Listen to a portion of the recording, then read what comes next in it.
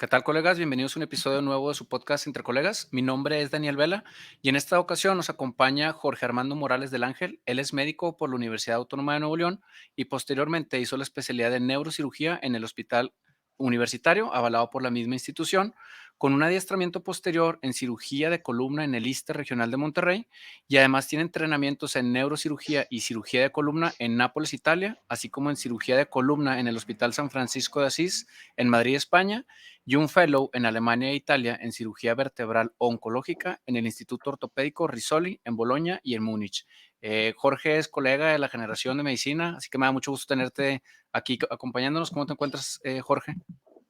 Daniel, muchísimas gracias. Excelente, muchas gracias por la invitación. La verdad es que a mí también me da mucho gusto estar aquí y como dices, pues somos colegas de generación. La verdad es que me da mucho gusto saludarte. Igualmente, a ti muchas gracias por, no te había invitado porque, pues, todos los que te conocemos sabemos que andabas preparándote por todo, o por no por todo el mundo, pero por varias partes, y dije, bueno, ya cuando termine, que a lo mejor ni siquiera has terminado y quieres seguir haciendo algo más, te invitaré para que nos platiques porque al menos yo, y creo que muchos colegas coincidimos, y seguramente por eso tú lo estudiaste, cuando rotamos por la rotación, vaya la redundancia, de neurocirugía, creo que es, al menos a mí, la especialidad quirúrgica que más impacto me provocó por el tema de ver un cerebro abierto, latiendo y gente trabajando con él. Fue para mí algo muy impresionante, y el hecho de que estés ahora con nosotros, y más por el tema de columna, que es un tema bien delicado porque los que somos generales y que nos tocan pacientes con problemas de columna, tienen como siempre este temor, ¿no? Del abordaje. Entonces, justo quisiera que nos platicaras como ¿cuáles son como los problemas más frecuentes? Ahorita los desglosaremos, pero ¿cuáles son los problemas de consulta o los motivos de consulta más frecuentes que tú ves? Pues mira, así en general los problemas más comunes son ciática, la lumbalgia, que es el dolor lumbar o dolor de espalda baja, y las hernias de disco. Yo creo que el grueso de la consulta, o sea, el mayor porcentaje de pacientes que yo veo, se pueden englobar en un 60-70%, yo creo, en estas tres patologías, lo que es ciática, lumbalgia, dolor lumbar, y problemas con hernias de disco.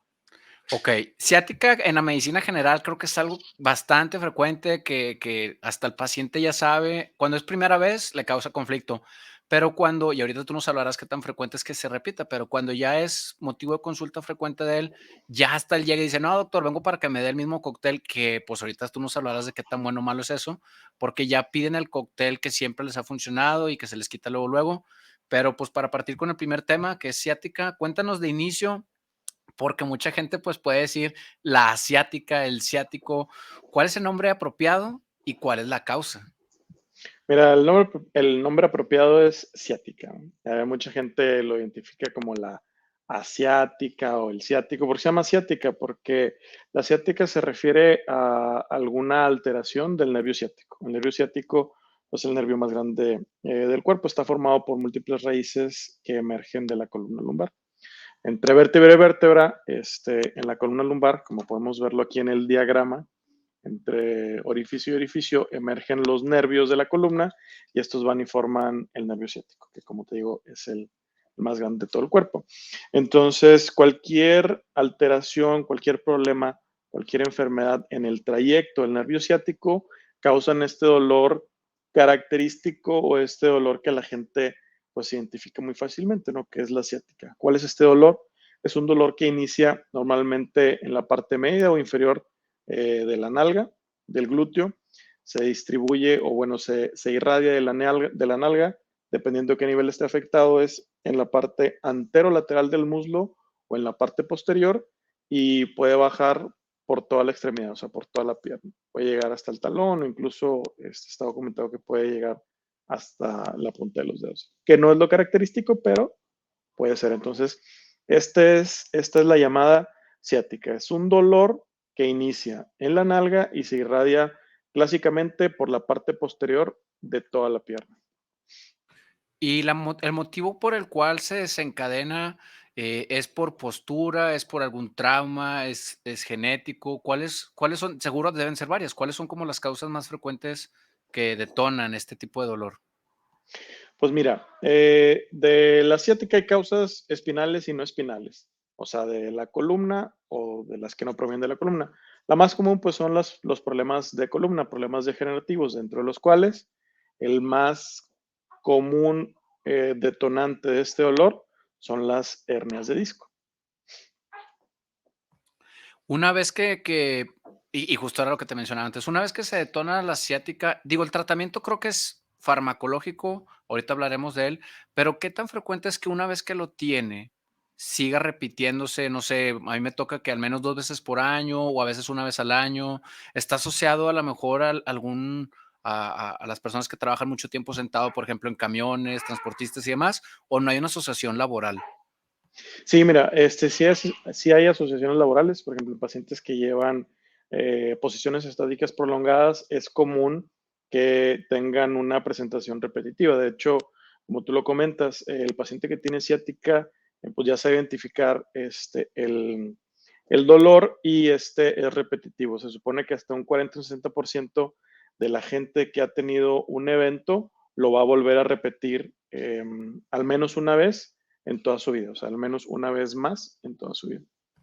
Y el abordaje inicial, para los que somos generales, vuelvo a puntualizar, sería farmacológico, lo ideal es interconsultarlo, lo ideal es pedirle estudios de imagen, ¿cómo poder tomar esa decisión de cómo abordar correctamente a un paciente que ya clínicamente tiene ciática? Fíjate, en un paciente de primera vez, en un paciente con, vamos a decirlo, con menos de 2 semanas de presentar ciática, es tratamiento médico. De hecho, la mayor cantidad de pacientes solo con medicamento el dolor cede. Y lo que más recetamos pues son antiinflamatorios no esteroideos. Se pueden dar incluso, está escrito, esteroides. em, Hay otros medicamentos como por ejemplo los opioides que se pudieran también utilizar, pero no se recomiendan como tratamiento de primera elección. Entonces, un paciente de primera vez que tiene menos de 2 semanas, que llega por un episodio que nunca lo había presentado, se puede dar antiinflamatorios y normalmente con eso se da.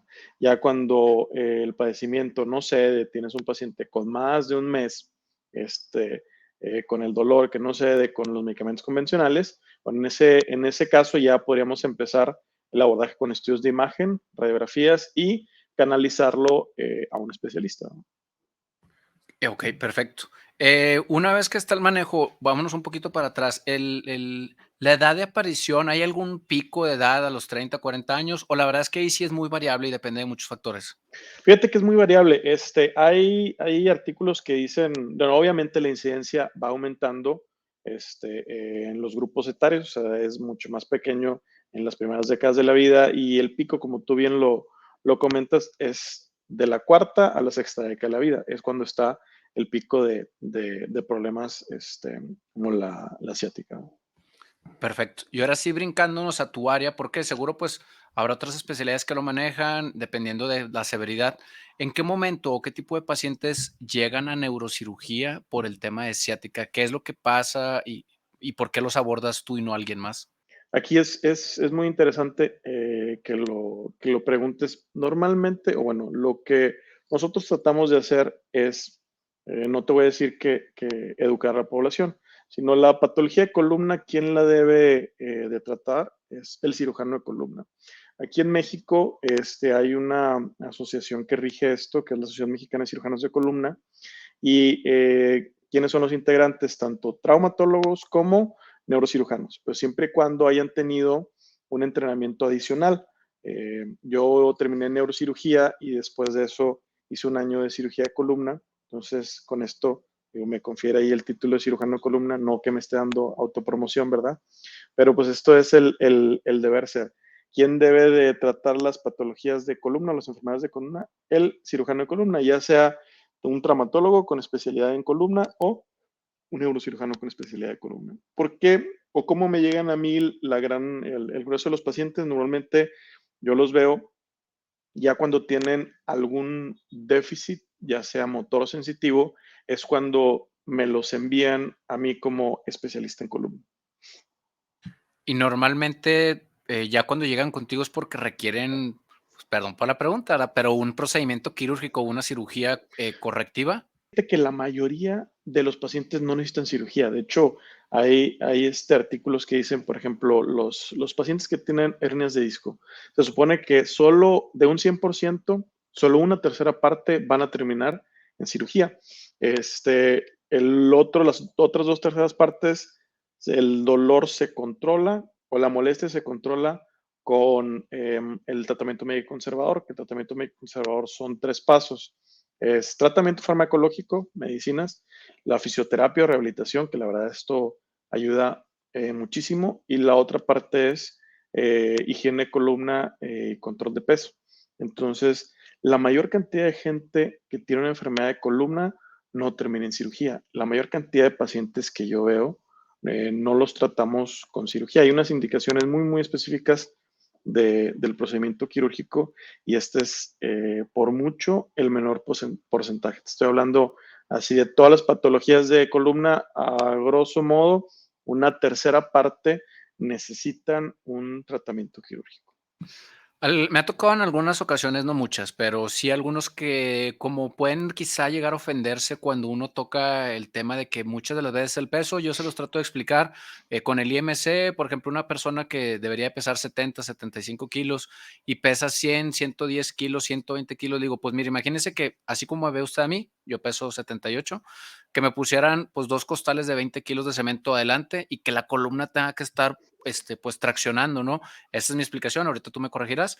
Le digo, imagínense, pues si les quitas costales, ¿qué tanto va a descansar esta parte de yo no tengo la columna, pero sí les pongo la computadora y les explico? Y como que ya entienden el por qué en realidad es el peso. O sea, no es porque les estés llamando obesos o gordos, sino explicándoles, y quisiera que tú me ayudaras con esa respuesta, ¿qué tanto tiene que ver el peso en cuanto a la patología en la columna?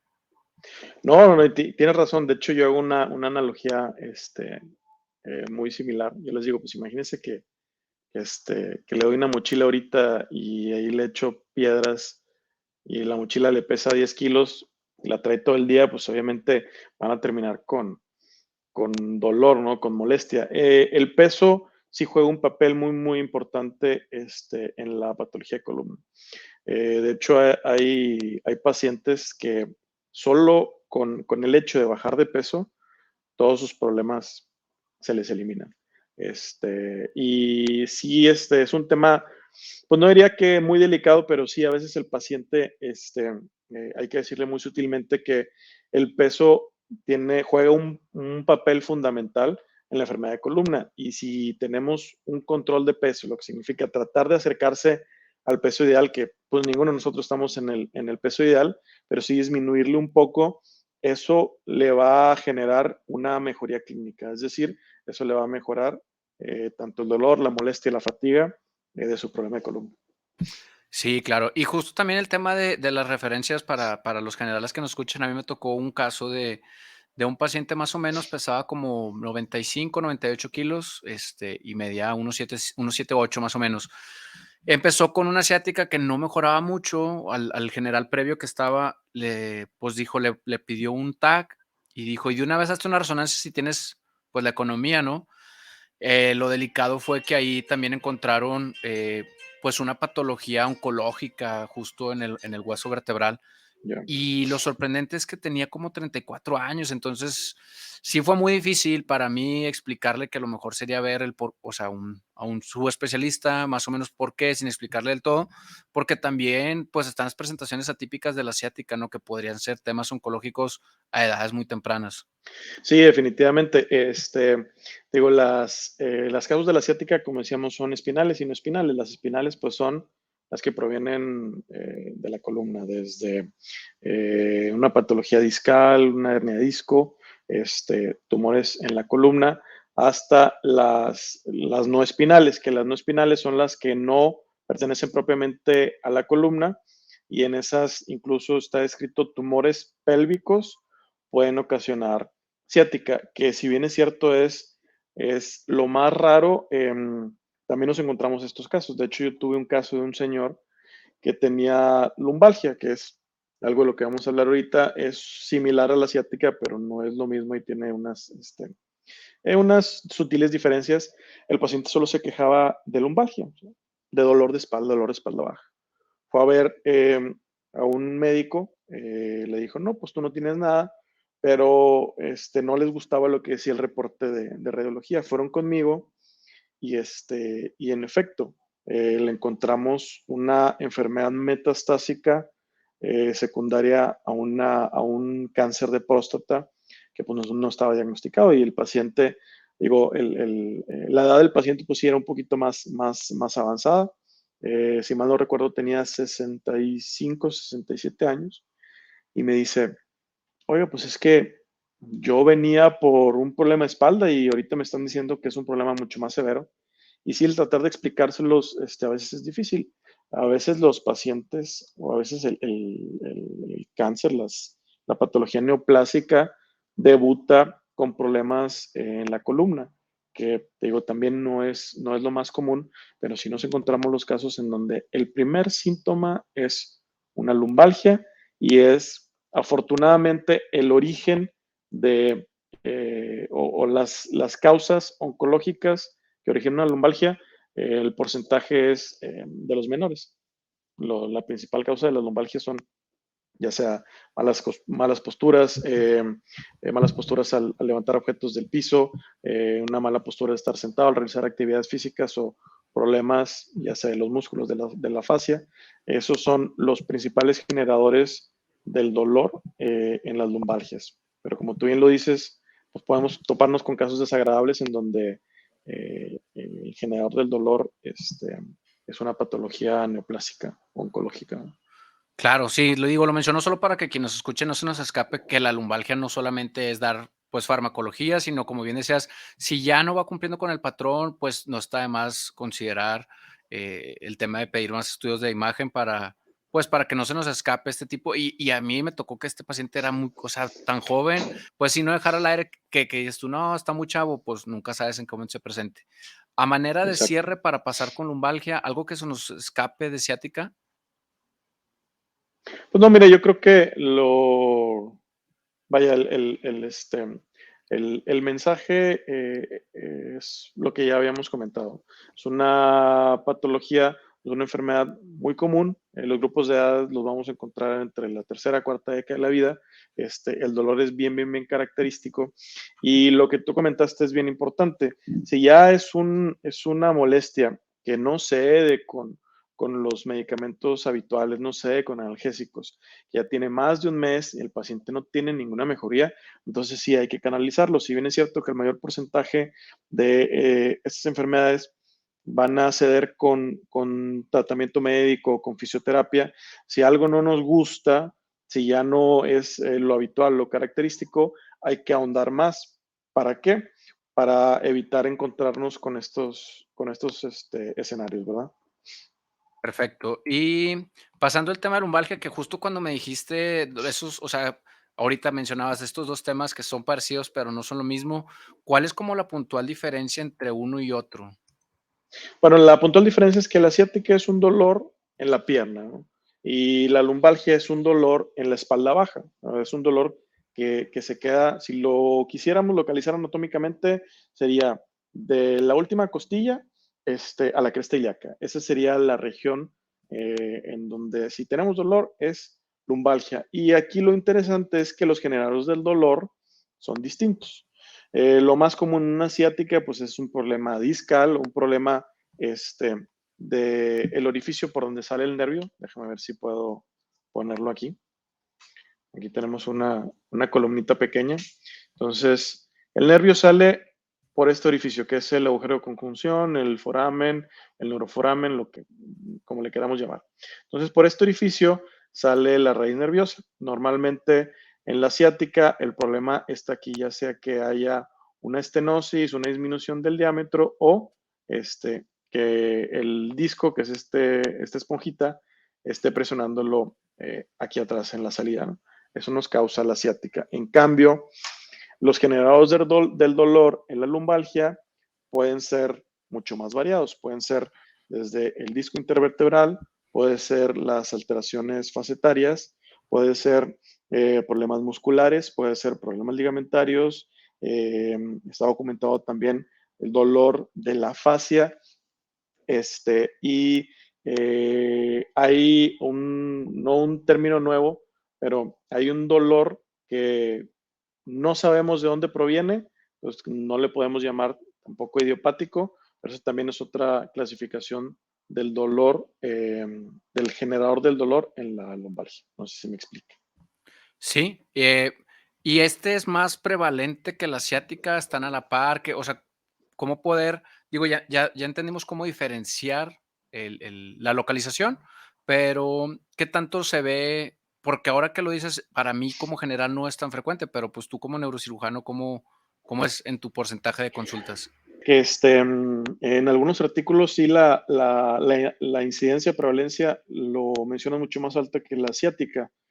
Hay algunos artículos que dicen que hasta el 80% de la población va a presentar un episodio de lumbalgia en toda su vida. Hay artículos que dicen que el 100% de la población va a presentar al menos un episodio de lumbalgia en su vida.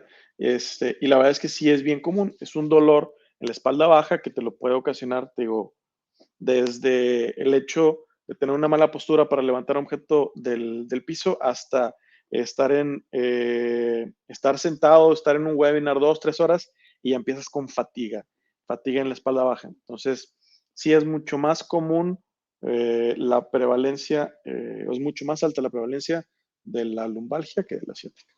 Sí, tienes razón, ahora que lo dices, pues sí, sí. Digo, yo no tenía la palabra lumbalgia en la mente, pero sí, ya cuando mencionas el tipo de dolor, región, las causas, pues ya, normalmente uno le explica que es muscular y con el tratamiento farmacológico suelen ceder. Y la pregunta, igual que en ciática, es en qué momento o por qué un paciente con lumbalgia llega hasta un neurocirujano. ¿Qué tipo de complicaciones tiene o por qué se refieren? Pues prácticamente por lo mismo, son dolores que no ceden con el tratamiento médico, dolores que no ceden con la fisioterapia y los generadores del dolor en las lumbalgias comúnmente son discopatías degenerativas, una enfermedad por desgaste, una enfermedad del disco intervertebral que te causa el dolor. Entonces, por eso nos llegan, porque dice, doctor, ya fui a fisioterapia, doctor, ya llevo 3 semanas, 4 semanas, no descanso, no duermo bien, o estoy trabajando y me duele todo el día. Entonces, en ese momento, ya cuando llevan 1 mes, 2 meses que no cede el dolor, es cuando normalmente lo refieren con el especialista en columna. ¿Suele ser quirúrgico algún tipo de esta patología? O sea, si hay el tema del disco, ¿tienen que operar algún porcentaje de pacientes para corregir este dolor? Cuando hay problemas un poquito más severos, cuando son ya hernias discales, cuando son lo que nosotros llamamos desplazamientos focales del disco, cuando hay secuestros discales, ahí sí. Una indicación directa de cirugía es cuando el paciente tiene un déficit motor, es decir, cuando tiene debilidad de alguna de los músculos de la pierna, esa es una indicación directa de cirugía. La mayor cantidad de pacientes lo podemos tratar con tratamiento médico conservador, que en este caso la fisioterapia, la rehabilitación es lo que más nos va a ayudar. Y los pacientes mejoran después de 10 sesiones, 15 sesiones de rehabilitación. La verdad es que el paciente mejora mucho. Y lo mismo con la ciática, casi, no te voy a decir que ninguno, pero la mayoría, o sea, al menos un 70% de pacientes se quedan en tratamiento médico conservador. Hay algunos pacientes que el dolor no cede con el manejo conservador y hay que ofrecerle algún tipo de procedimiento, ¿verdad? Perdón por lo que voy a preguntar, pero creo que es algo que a lo mejor ves frecuente, yo lo veo muy frecuente, pero el uso de colágeno hidrolizado, colágeno en pastillas, en jarabe, hay múltiples presentaciones de colágeno que algunas personas, y perdón si me echo a alguien en contra, pero que algunas personas dicen, no, hombre, tómate esto por 3 meses y se te va a corregir el tema y se te va a ir a las rodillas y al disco y demás. ¿Tiene alguna utilidad eso o en realidad solamente así como lo tomas se va por el riñón? Pues mira, fíjate, yo lo que le digo a los pacientes es, yo te voy a recomendar lo que tenga evidencia científica, ¿no? Hasta ahorita yo no he leído nada que avale el uso de colágeno en sus distintas presentaciones para el dolor de origen discógeno o para recuperar, ¿no? Toda la degeneración que tenemos en la columna. Hasta ahorita yo no lo he encontrado, no he visto ningún artículo y yo así se los manejo a los pacientes. Le digo, mira, yo te voy a ofrecer lo que yo sé, lo que tiene aval científico. Si tú te lo quieres seguir tomando mientras no tenga ningún efecto deleterio en tu salud, pues adelante, siempre y cuando no dejes el tratamiento médico o la fisioterapia. Ok, y para cerrar esa respuesta, porque a lo mejor alguien va a decir, bueno, y entonces, ¿hay algo que sí funcione cuando ya haya alguna discopatía, si es la palabra correcta? Cuando uno ya ve en el estudio que el disco está degenerado, ¿hay manera de regenerarlo o ya no hay vuelta atrás? Regenerarlo no.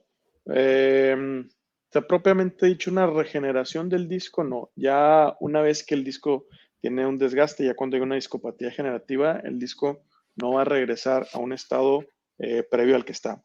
Lo que, lo que podemos hacer o el enfoque que nosotros le damos es tratar de que no avance y que la enfermedad que ya diagnosticamos no le genere al paciente un mayor problema. O sea, es decir, no le genere o una incapacidad por el dolor o déficit neurológico. Y en eso sí tenemos múltiples estrategias para tratar de, vamos a decir, detener o enlentecer el proceso. ¿Cuáles son? Y vuelvo a lo mismo. La rehabilitación fisioterapia, la verdad es que ayuda muchísimo. El fortalecimiento muscular, eso también está escrito que ayuda a proteger la columna. ¿Por qué? Porque uno le da estabilidad y dos, también transmite peso. Obviamente transmite mucho menor peso que las estructuras óseas de la columna, pero le disminuye, aunque sea en poco porcentaje, la carga de la columna. Perfecto. Para pasar al siguiente tema, ¿algo que nos falta de mencionar de lumbalgia? Pues no, yo creo que así en general, digo, abarcamos lo mismo. La gran diferencia es el dolor, dónde está. Nosotros lo decimos el dolor axial o dolor radicular. El dolor axial es la lumbalgia, es el dolor en la espalda baja, es el low back pain, entre la última costilla y la cresta ilíaca, esa es la lumbalgia. Que como dijimos, pues ya los generadores del dolor pueden ser muchos más que los de la ciática. Y la ciática, pues es el dolor de la nalga hacia abajo. Ojo, también hay lumbociáticas, ¿verdad? Que eso pues sería tema de otra charla, pero también es frecuente que las veamos en conjunto.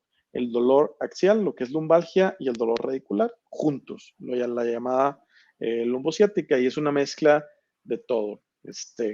Cuando hay degeneración en todas las estructuras, podemos tener tanto dolor lumbar como ciática juntos. Perfecto. Y el tema que creo que más conflicto puede causar, porque creo que este sí ya es más quirúrgico, que es el tema de la hernia de disco. Si nos puedes explicar para quizá las personas que no tienen idea de cuando uno dice qué es la hernia de disco, qué es la hernia de disco y qué lo puede producir, ¿cuál sería la respuesta? Hay un artículo muy, muy bueno que dice la nomenclatura de la patología discal. Entonces, este, así a grandes rasgos, hay dos tipos de desplazamientos del disco. O sea, desplazamientos significa que el disco se mueve del lugar, ya sea una parte de él o todo en su conjunto, ¿no? Entonces son desplazamientos focales y globales. Los desplazamientos focales son cuando una parte del disco intervertebral se desplaza, se mueve del lugar. Entonces esas vienen clasificados como la hernia de disco, la protrusión discal, la migración y el secuestro. Entonces, en otras palabras, cuando un fragmento del disco se desplaza del sitio en donde debe estar, normalmente se va hacia el canal medular, que es por donde pasan los nervios. ¿Por qué pasa esto? El disco intervertebral está formado eh, está formado por el anillo fibroso y por el núcleo pulposo. El núcleo pulposo es el centro y el anillo fibroso está alrededor. Son fibras que le dan soporte y demás. Cuando algunas de esas fibras se rompen, una parte del disco se puede escapar, se puede desplazar hacia la parte posterior y eso nos puede ocasionar una hernia de disco que comprime los nervios y se traduce en problemas como hormigueos, adormecimientos, hasta incapacidad para mover el pie, la pierna o problemas ya más severos como afección de los esfínteres, problemas para la micción o para la evacuación. Y pasando a la siguiente pregunta, ¿cuáles son como las causas de hernia de disco? El factor que lo predispone, pues, es la discopatía degenerativa, que es cuando el disco envejece, el disco se desgasta. Se supone que todas las estructuras de la columna entran en un proceso de generación, o sea, desgaste a partir de la segunda década de la vida, pero es cierto que hay algunas actividades que lo predisponen, como cuáles. Bueno, pues el practicar deportes de alto impacto nos predispone a patologías discales. Hay quien dice, o también está publicado, que hay cierta carga hereditaria en donde eh, hay genes que nos hacen más propensos a tener enfermedades del disco intervertebral. Eh, Uso, sobreuso o mal uso de la columna, lo que podría ser la carga axial previa, es un paciente que carga bultos de cemento, como lo platicamos hace rato, bultos de 50 kilos, pues obviamente va a tener una columna mucho más degenerada. ¿Por qué? Porque la está sobreutilizando o la está sometiendo a fuerzas mayores a las cuales pues está hecha, ¿no? Ok. Y según pues mi conocimiento básico, el tema de las hernias de disco, estas sí, aunque se pueden manejar farmacológicamente, creo que el tema que más interesa contigo es, pues muchas van a ser quirúrgicas por el tema de que si protruye o extruye, o la palabra que sea en cuanto al que esté comprimiendo el canal medular, estas sí, ¿qué tanto porcentaje terminan siendo quirúrgicas? Mira, las hernias de disco que están o ocupan el canal y nos causan un déficit neurológico, digamos, debilidad, esas todas se tienen que operar. Todas son quirúrgicas. ¿Por qué? Porque lo que queremos es tratar de mejorarle el panorama, es decir, el outcome. Si un paciente tiene debilidad en una pierna o en el pie o en el dedo gordo, debemos de ofrecerle el mejor resultado. ¿Y cómo se hace eso? Con una cirugía. Descompresión, quitar ese fragmento del disco para así ofrecerle una mejor probabilidad de recuperación neurológica. Y el tema de las cirugías, a lo mejor esta pregunta puede ser incómoda, pero ¿existe algún porcentaje de cuántos pacientes que se operan eh, tienen una mejoría y cuáles simplemente no mejoran? Pues mira, mucho también depende del periodo de tiempo. O sea, si vemos un paciente que empezó con un déficit súbito y se opera dentro de las 24 horas, tiene un gran porcentaje de recuperación, o sea, tiene un mayor de un 90-95% de recuperación.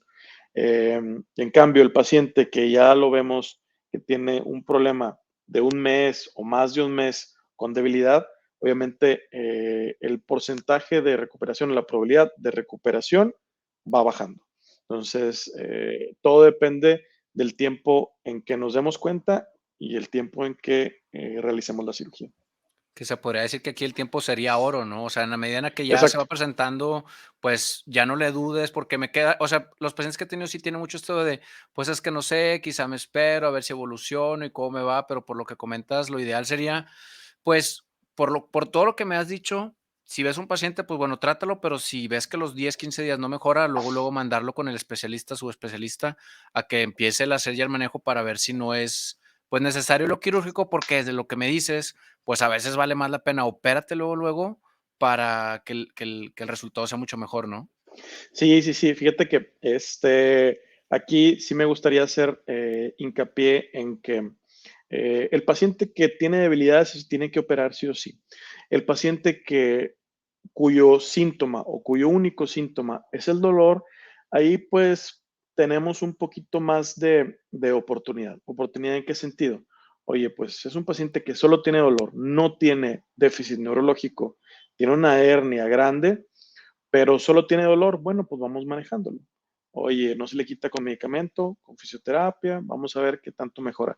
Ese paciente sí le podemos dar mayor oportunidad. De hecho, también está documentado que ahí las hernias desaparecen, vamos a decirlo, se reabsorben. ¿Por qué? Porque el disco intervertebral está formado de un 70-80% de agua.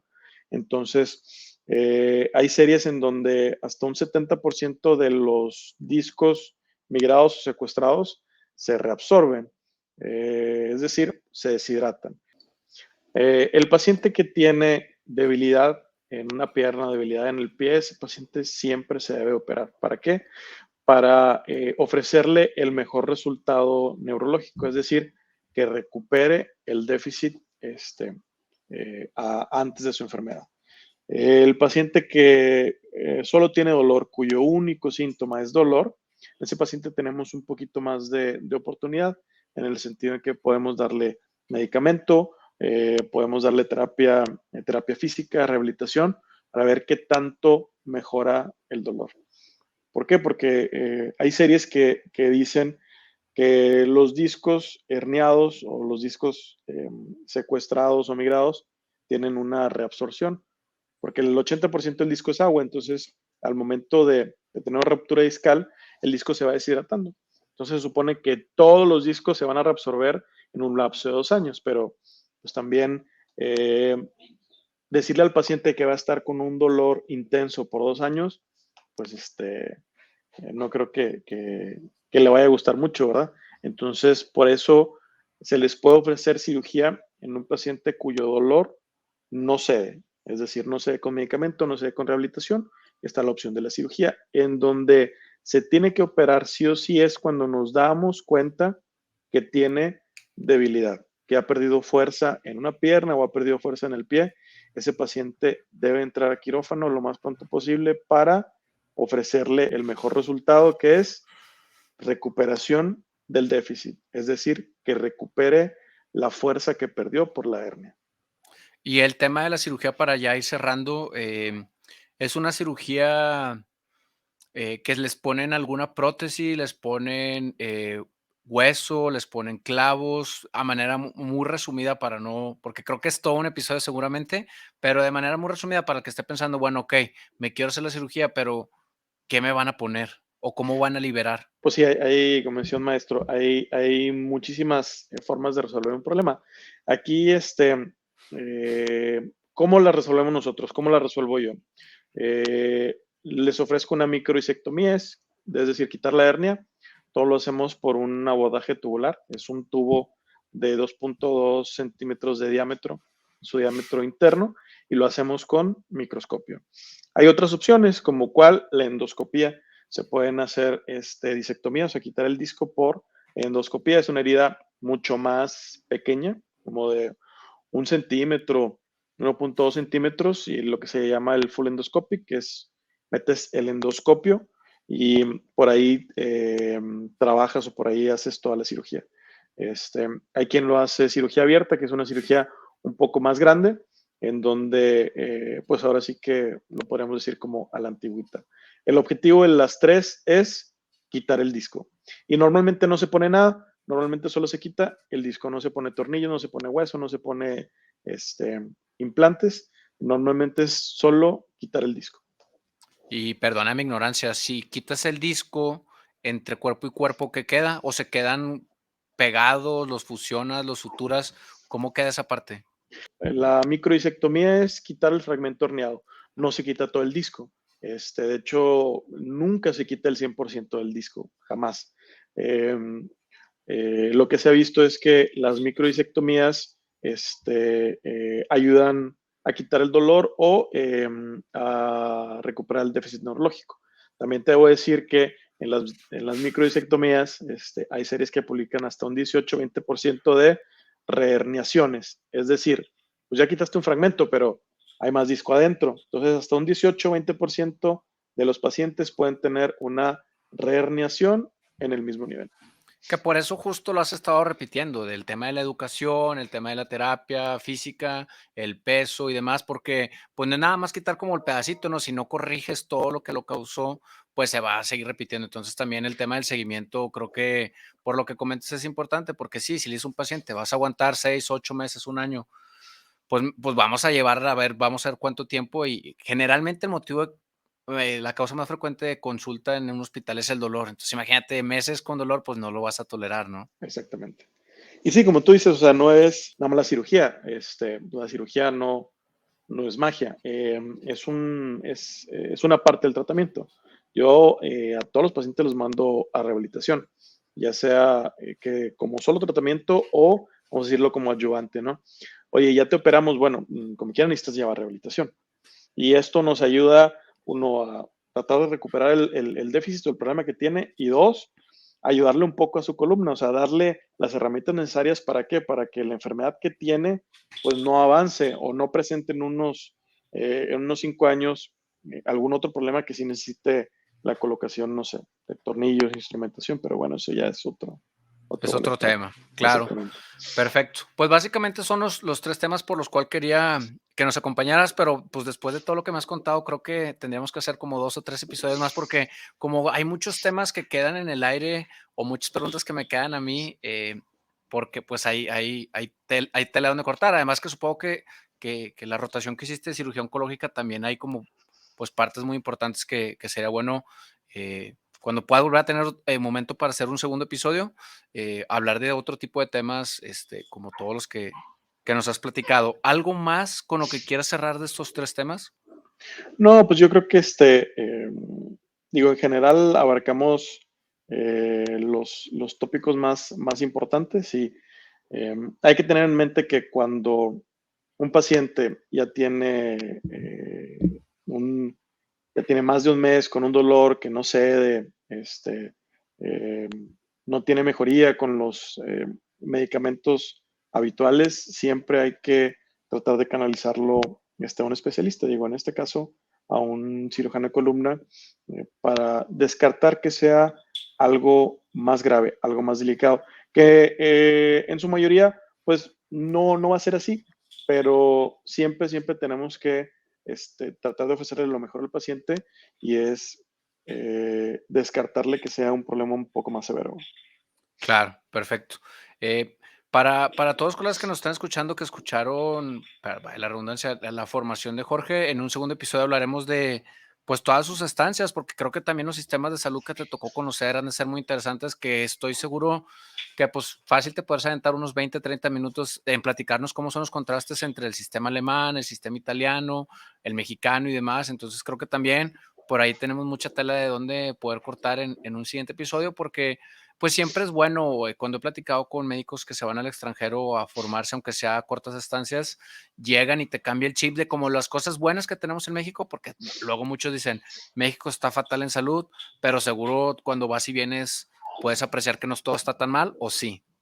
No, fíjate que la verdad es que sí tenemos que tener un segundo episodio porque como tú dices, hay mucha tele donde cortar y hay un dicho muy viejo que dice, en todos lados se cuecen habas, ¿no? La verdad es que yo, viendo cómo se trabajaba en Alemania, en Italia, en España y en México, la verdad es que sí tenemos ventajas aquí en México, realmente. Sí Perfecto. tenemos ventajas y yo creo que sí sería un buen episodio. Yo creo que sí debemos sí, ahora sí que te va a tomar la palabra, si me das la oportunidad, yo con todo gusto nos vamos en otro episodio para charlar de todos los contrastes, de todo de mi punto de vista, ¿verdad? Lo que yo vi allá y comparándolo aquí con México, cuáles son todas las diferencias en servicios de salud, tanto públicos como privados, que sí las hay. La verdad es que México, como todo, tiene sus pros y sus contras, pero este, la verdad es que el servicio de salud mexicano no está tan mal. Obviamente tiene sus áreas de oportunidad como otros sistemas de salud, como el sistema de salud alemán, el sistema de salud italiano, pero yo creo que ya ese es tema De de otro otro episodio. episodio, exactamente. Sí, justo yo leí un libro que se llama Los 10 mejores sistemas de salud de Manuel Ezequiel del 2020 y te Ujú. habla como puntualmente de cada sistema. Pero pues lo dejaremos para otro episodio porque sí es un tema que me gusta bastante y que sé que podrías hablar un buen de él. ¿Algo más, Jorge, con lo que quieras cerrar el episodio antes de despedirnos de la audiencia? Pues muchas gracias, Daniel, por invitarme. La verdad es que a mí me gusta mucho la columna. Eh, Podría estar platicando mucho más tiempo, pero pues el tiempo nos lo impide. Me dio mucho gusto saludarte, muchos saludos eh, a tu auditorio y los invito a seguirme ahí en redes sociales, en Instagram y en Facebook, @Dr. Morales del Ángel. Cualquier duda ahí con todo gusto las puedo resolver. Perfecto, pues muchísimas gracias, muchísimas felicidades por tu gran trayectoria. Nos veremos en el siguiente episodio porque seguro hay segundo. Y muchas gracias a todos los colegas que han llegado hasta este punto. Les agradecería que compartieran este episodio en sus redes sociales y le dieran suscribir y seguir a las redes para poder crecer esta comunidad y llegar a más personas. Hemos llegado hasta aquí. Nos vemos la próxima semana. A seguir viviendo.